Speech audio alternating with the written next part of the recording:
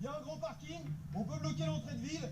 Des citoyens, travailleurs précaires, retraités ou étudiants font le point sur les actions à mener. Nous, sur notre usine, on va avoir à chaque quart des prises de parole pour appeler les salariés à prendre part au mouvement du 10 septembre et de se mobiliser, et donc un appel à la grève clairement.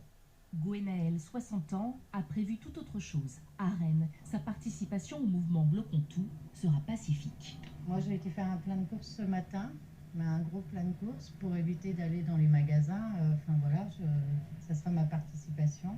Je vais boycotter l'économie, exactement. Eric, 63 ans, a aussi sa propre méthode. Et dès maintenant. Retirer l'argent déjà des banques.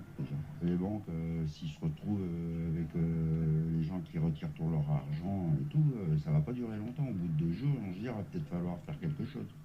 Cette libraire rennaise, elle, fermera tout simplement boutique.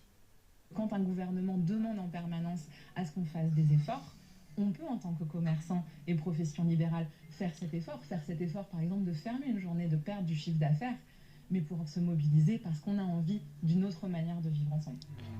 À Lille, les gérantes de ce restaurant solidaire ex-gilet jaune vont les ressortir du placard. Mercredi. Tous les gens, venez nous voir au rond-point du Mille le matin. Vous verrez la ferveur et la camaraderie qui peut être présente sur un lieu de personnes qui veulent un monde meilleur ensemble. Le risque de débordement est pris très au sérieux par le ministère de l'Intérieur. Dans cette note, adressée au préfet cette semaine, Bruno Retailleau énumère les lieux stratégiques scrutés. Gares, ports, aéroports, axes routiers, dépôts pétroliers ou encore centrales électriques. Et appelle à la mobilisation totale des forces de l'ordre.